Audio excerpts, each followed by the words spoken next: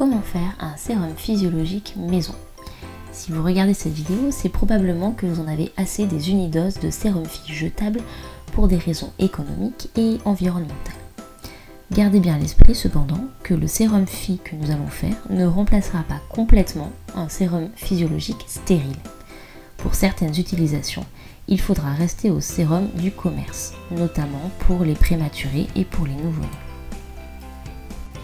Mais tout d'abord, qu'est-ce qu'un sérum physiologique?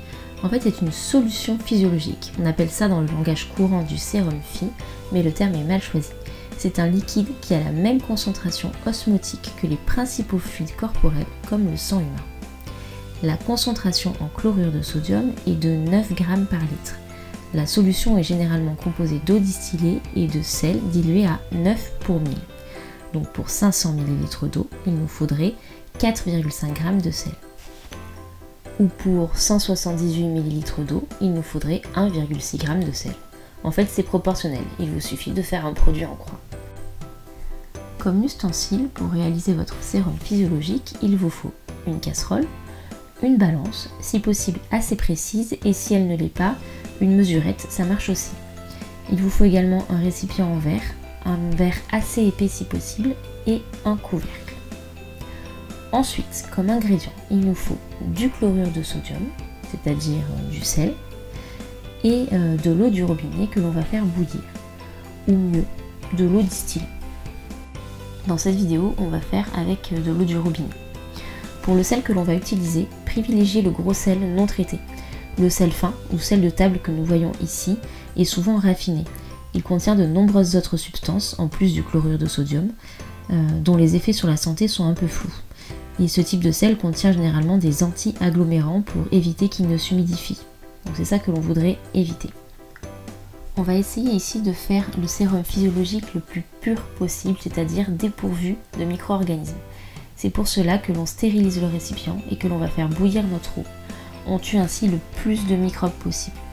Alors commençons par stériliser le récipient et son couvercle. Attention, préférez le verre que le plastique.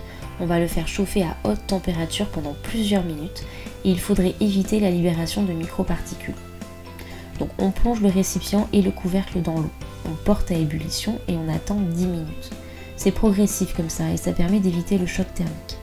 Si votre eau est très calcaire, vous pouvez mettre 1 ou 2 gouttes de vinaigre dans l'eau. Ça va éviter les dépôts sur notre récipient.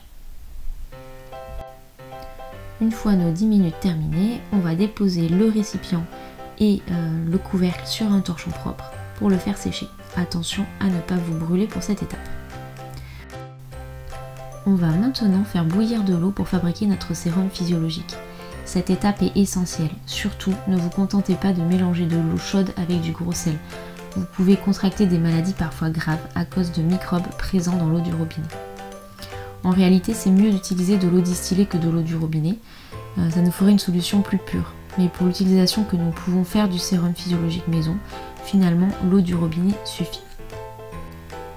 Voilà, notre eau est prête, on va pouvoir la verser dans notre récipient et mesurer la quantité nécessaire. Nous, pour rappel, c'était 178 ml. Donc on peut mesurer avec les graduations sur le verre doseur ou le récipient que vous avez, ou avec la balance, au choix. On peut maintenant mesurer la quantité de sel. Pour rappel, nous c'était 1,6 g que je fais ici avec la mesurette. On verse le sel dans l'eau chaude et on mélange jusqu'à ce que le sel soit complètement dissous. Vous allez voir, ça prend pas énormément de temps.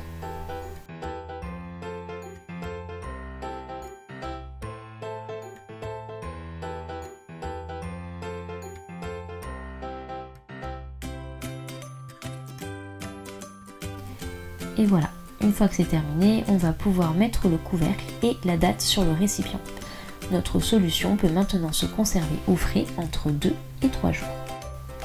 On a donc notre sérum physiologique maison, on est content, mais attention, malgré toutes les précautions que nous avons prises, notre sérum n'est pas parfaitement stérile, ce n'est pas possible. On va donc éviter de s'en servir pour les yeux par exemple, préférez dans ce cas les unidoses. Donc ce sérum physiologique, il peut être utilisé pour des lavages de nez, c'est même son but principal. Il existe pour cela plusieurs dispositifs que nous voyons ici, comme des seringues avec embout pour les bébés ou cet appareil qu'on appelle le Rinorm pour les ados et les adultes. Il peut aussi être utilisé pour les plaies cutanées superficielles comme des écorchures, les éraflures ou des coupures. C'est une étape qui permet de favoriser la cicatrisation. On peut utiliser ce sérum pour ôter le sang, les débris et les salissures qui encombrent la plaie avant de la nettoyer et de la désinfecter. Voilà, vous savez à présent comment faire du sérum physiologique et vous connaissez les précautions à prendre. Si vous voulez avoir des informations complémentaires sur son utilisation pour les lavages de nez par exemple, je vous conseille la petite vidéo du CHU de Bordeaux dont vous voyez un petit extrait ici. N'hésitez pas à poser des questions en commentaire si vous en avez.